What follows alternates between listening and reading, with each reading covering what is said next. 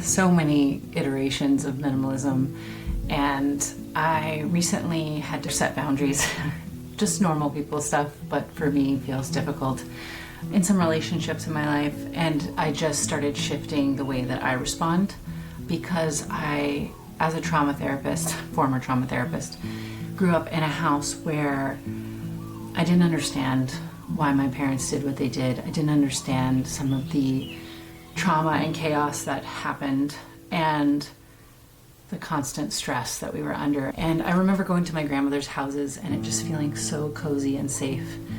And I've been very drawn to cozy minimalism or even just cozy living. I don't believe I have full capacity to go all the way into 90s mode because, like I said, my parents had trouble keeping up with everything.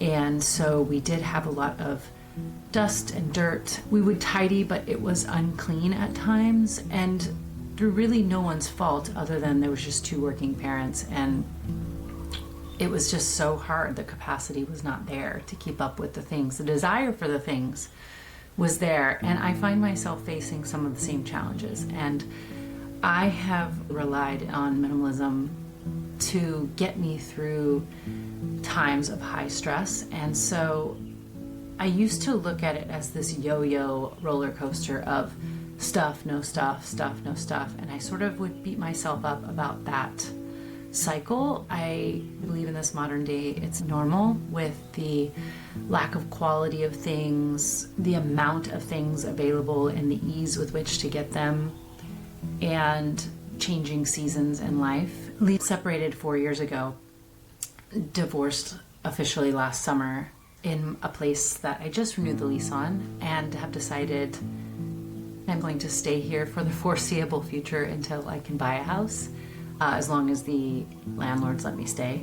I'm planning on being here for 3 to 4 years, and I'm going to settle in. I have always been in the mode of, well, don't settle in because you could move. And as a child, we moved a lot, rented a lot, and moving is stressful. We have 2 cats and 2 kids, and I have my partner, and I think we just decided to settle in. Let's see what staying looks and feels like. The coziness factor of my house will go up. I am going to grab some of the art pieces I put in my closet upstairs and took off the walls in the living room and bring them downstairs to my girls' rooms and decorate the walls. I would really love to do some wallpaper on some of the smaller walls, maybe just in the bathroom or in here. I will probably ask my landlord, property manager ahead of time, or potentially do some kind of temporary fabric, or maybe I'll just leave it and do a hat wall or artwork wall with good framing. I'm not opposed to making a home.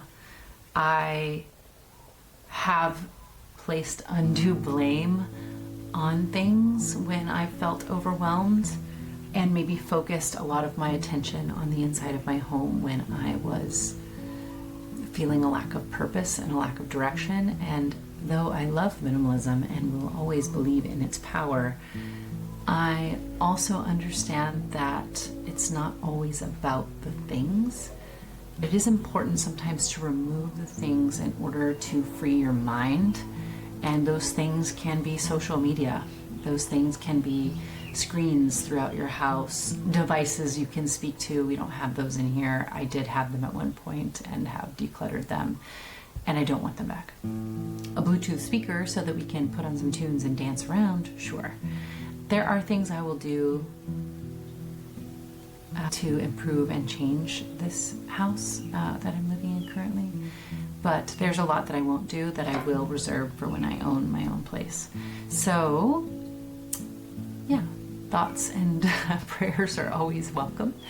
Yeah, we're gonna get started. I've got to do all the sheet washing. The kids are coming back this afternoon. It's my week, thank goodness. I miss them so much. We're gonna clean this place up and get some organization in here. Got some extra baskets that I got at a thrift store. One really cool thrifty place that I have discovered is there is a church down the street that has a little thrift shop only open on Wednesdays from 9 a.m. to 1 p.m. The most beautiful thing about it is that there are really cool donations made to it, and it's old school 90s garage sale pricing. I'm sure some of you thrifters out there are feeling the pain that I am feeling of the junk being inundated in all the thrift stores with very high price tags. So I pretty much, even at the thrift stores, only shop the color of the day that's half off, or I will go to Savers, and on Mondays you get 20% off. And remember, you get 20% off if you donate as well, but there are other emails I get, but I pretty much only now, even at thrift stores, buy the discounted items. Occasionally I will find something in the kitchen section that I just have to have, but we're full. The kitchen is full. Another thing I will be doing today, I will be meal prepping. Something I am cutting back on is my grocery budget. I cut the grocery budget this month by $150. Normally it would be around $650, excluding our coffee pods for Nespresso, which I'm hoping to phase out in the near future. We have about 2 months worth of pods left, and I am going to look on Facebook Marketplace for a very nice espresso machine, hopefully gently used.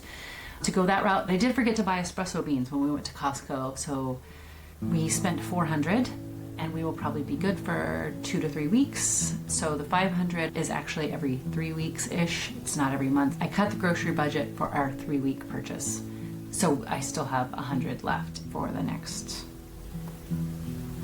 2.5 weeks. 2 weeks, 2.5, 2 and some change. So let's put it that way, and I am going to circle back to whatever I was talking about before this. With cutting the grocery budget, something I will be doing is I will be making savory biscuits today. Hopefully, I don't know how to make biscuits. I will look it up and follow directions. And then I will probably be making some protein muffins, some oat protein chocolate chip muffins, because we are eliminating processed snacks. The kids take them to school, so I want to have something salty, something sweet, so that they can take, say, an apple and a biscuit, or a piece of fruit and a muffin with them to school, and I'm going to be able to regulate more of what they're eating, as well as saving money. If you're on that journey too and you like this kind of content, please consider liking and subscribing. A former trauma therapist here, trying to untangle, provide meaning and purpose, and to help others in the same boat. Thank you for being here, and blessings to you and all yours.